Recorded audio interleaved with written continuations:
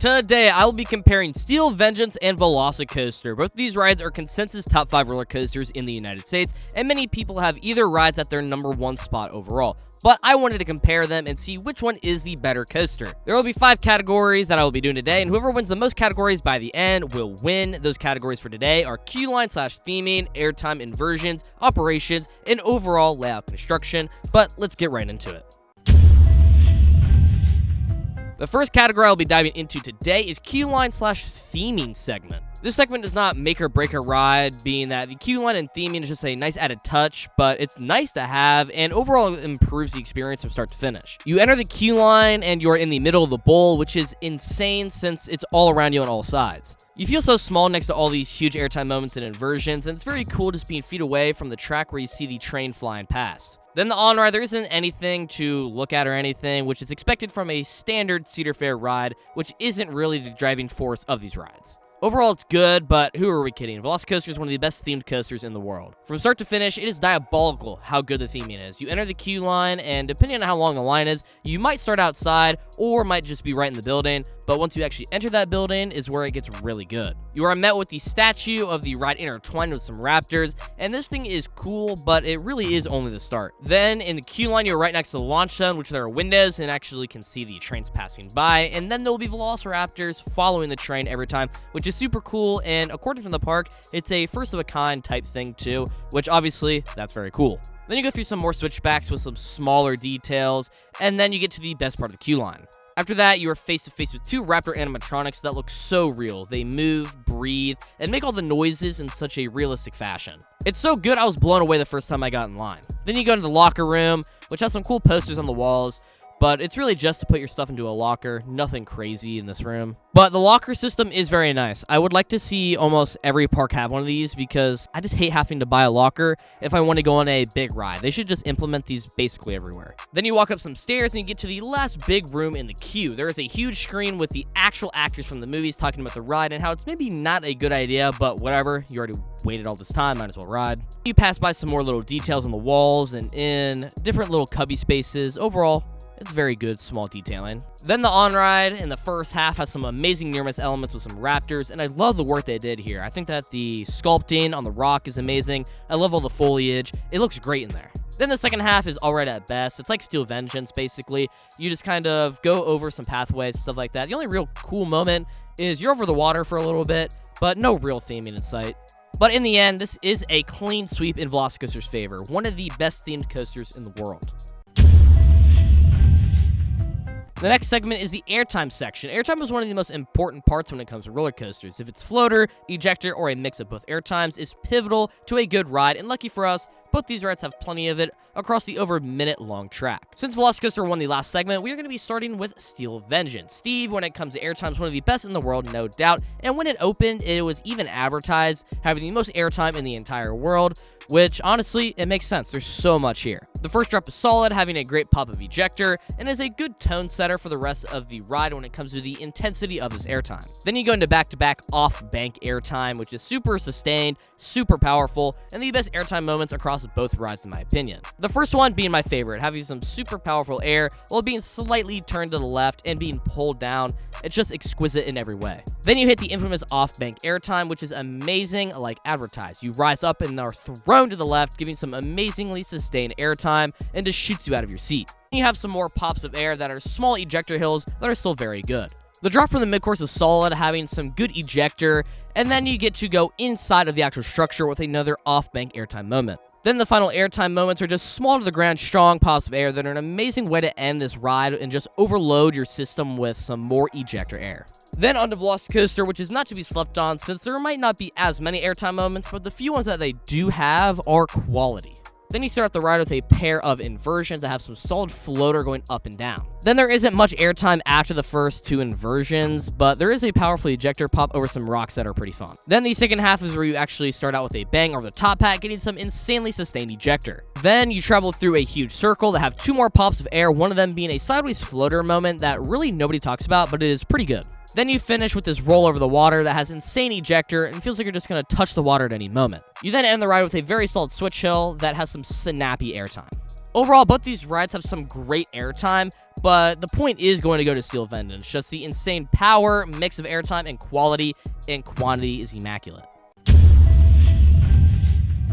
After that point going to Steel Vengeance, we're going to dive into the inversion part, and since Steve won the last point, let's begin with Velocicoaster. Overall, Velocicoaster is extremely good when it comes to inversions, being one of my personal favorites, and it's not restricted to just the normal 0G roll or other copy and paste inversions like others. First, right after launch, you are flying into a Immelman, and usually Immelmans are pretty boring and one of my least favorite inversions, but this one has a little flair to it, being that it is super snappy on the way out and has some good floater airtime. Then you fly upwards into a dive loop. This is very similar to the Immelman in the way that it operates. At the top, it's very snappy and has some more good airtime while turning to the ground. Then after a bit, you get to the stall. This stall is good, but could have been better. The stall doesn't really have any hang time, but it makes up for it in different aspects. It's insanely whippy while entering and leaving the inversion, and there's some good upside down airtime, which is so weird on ride, but it's amazing at the same time. Then the best inversion on the ride is the Mosasaurus roll. It's really nothing else like it in the world. You're down next to the water, getting thrown around while getting ejector airtime. It's insane, man.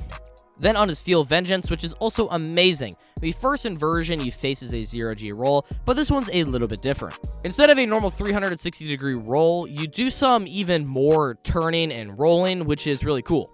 Plus, you absolutely fly into this thing, rolling through the sky while getting some floater. Airtime is immaculate, and probably my favorite inversion on this ride. Then right after that, you are hit with a 0G stall, which is so snappy. You fall towards the ground like a normal roll, but halfway down, you are snatched right back up, and it's at an insanely fast pace. The snap from upside down to upright again is so snappy, sudden, and unexpected that if anyone said that this was the best inversion on the ride, I really wouldn't argue with them. Then the final two inversions are pretty much the exact same. They are two small 0G rolls. First one is pretty standard, then the second one is slightly slower, so you get a little bit of hang time, which is unique for this ride. Overall, both these rides have amazing 4 inversion lineups, but the point is going to Velocicoaster. I just love the uniqueness of the inversions, and they just somehow hit harder than the ones on Steel Vengeance.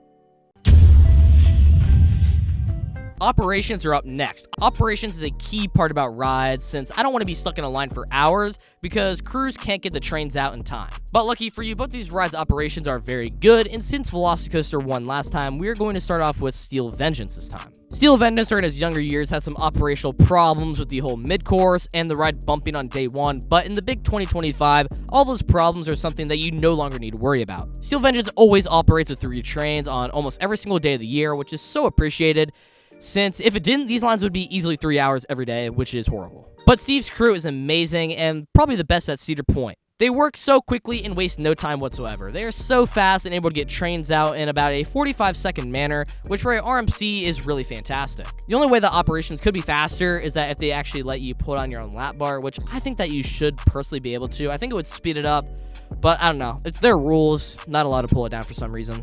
Onto Velocicoaster, which these ones are also very masterful. They're running at least 3 trains every day, and most days they're running at least 4, which I'm so glad the park went with because 4 trains is just able to pump through so many people. And the actual crew itself is just as good as Steel Vengeance, maybe even better. They are so quick going around making sure all the restraints are down, which helps that there are no seatbelts on this thing. So the crew only has to worry about the lap bar being down instead of checking the seatbelt and then the restraint, which can take more time off the actual time getting the train out. But they go down the line having 4 operators on the floor at all times, maximizing that speed, and it's just so well done. In the end, I think I'm going to narrowly give the point to Velocicoaster. And the reason for that is because having more trains, 4 over 3, and not having to check seatbelts just allows them to get trains out every 30 seconds, which is all that you can hope for in a ride like this, but both operations are done so well.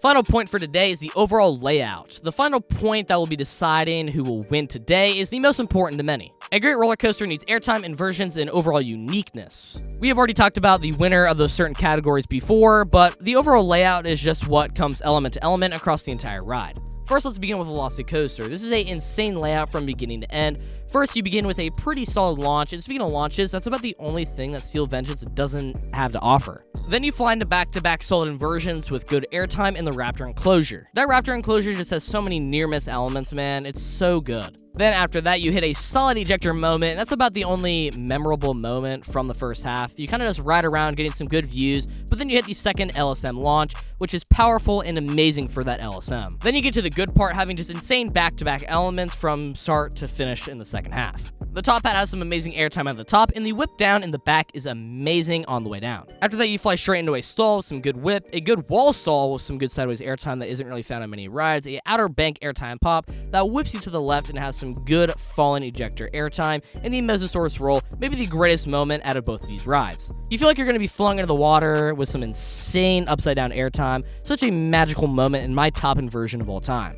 Overall, so solid, and one of the more unique layouts I've ridden with a mix of amazing airtime and some great inversions. The only thing holding it back is that there aren't really any positive G moments, which could have been added in here somewhere, but they didn't really have the room for it, so it's okay.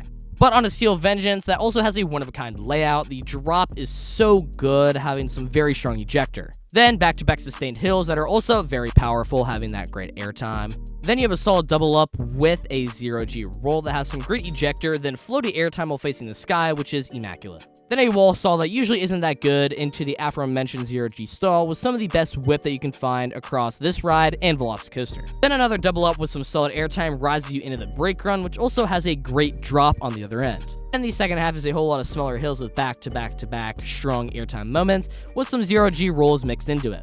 Overall, Steel Vengeance has an amazing layout, being a thigh-crushing experience with some insane back-to-back airtime moments with some solid inversions mixed into it. Some say it can be pretty repetitive, but for me, I do not think it is, which is why the point will be going to Steel Vengeance. I just think that its length is unmatched and it's just jam-packed from start to finish. Thanks for watching. The winner of today's battle is Velocicoaster. Velocicoaster had 3 points, being theming, inversions, and operations, while Steve had airtime and overall layout. Now, Velocicoaster is a much better overall experience from start to finish. If that's what you're looking for, then that's your ride. But if you want for just the pure best roller coaster experience, then Steve is your ride. Both these rides are easy 10 out of 10s, and there is really not much to compare it to, not only in the United States, but the world. But comment down below what your favorite ride is, and subscribe for me, but other than that, have a good day.